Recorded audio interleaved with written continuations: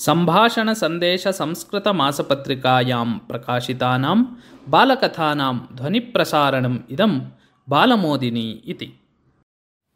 विधानचन्द्ररायः श्रेष्ठः राजनीतिज्ञः चिकित्सकश्च आसीत्। भारतरत्नबिरुदुभाक् सः पश्चिमबङ्गालस्य मुख्यमन्त्री आसीत्। अत्यन्तं बुद्धिमान् सः क्षेत्रदशायां प्रत्येकं परीक्षायाम् अपि प्रथमस्थानं प्राप्नोति स्म। परं च एकदा सः महाविद्यालये परीक्षायाम् अनुत्तीर्णः जातः। सः प्रसङ्गः एवम् अस्ति। एकदा विधानचन्द्रः महाविद्यालयस्य मुख्यद्वारस्य पुरतः स्थितवान् आसीत्।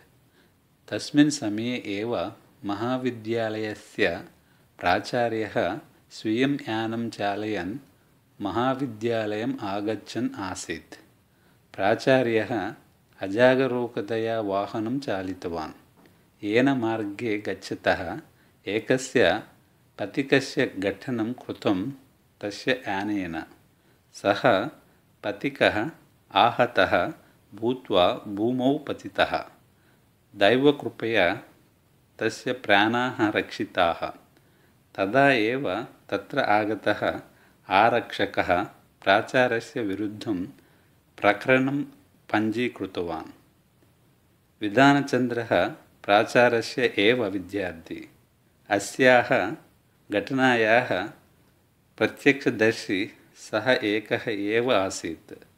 मदीयः छात्रः मम विरुद्धं न्यायालये साक्ष्यं न वदिष्यति इति प्राचार्यस्य दृढः विश्वासः आसीत्।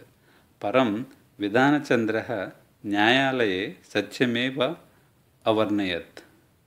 तेन न्यायाधीशः प्राचार्यं दण्डितवान्। प्राचार्यः क्रुद्धः जातः। तस्य मनसि विधानचन्द्रस्य विषये दुर्भावना उत्पन्ना।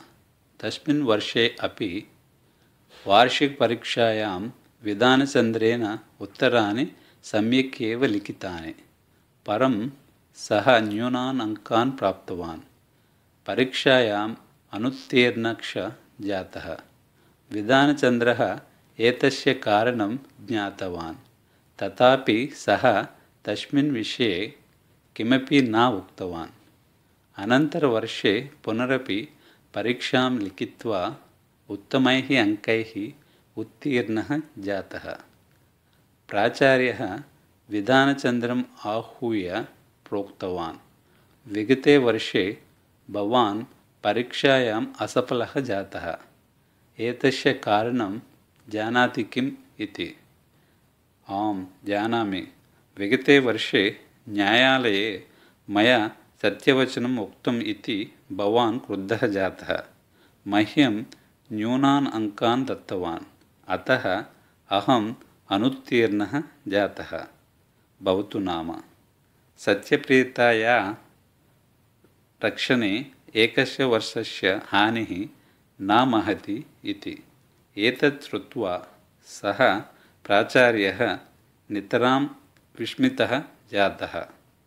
स्वस्य छात्रस्य पुरतः स्वयमेव लज्जितः अभवत्।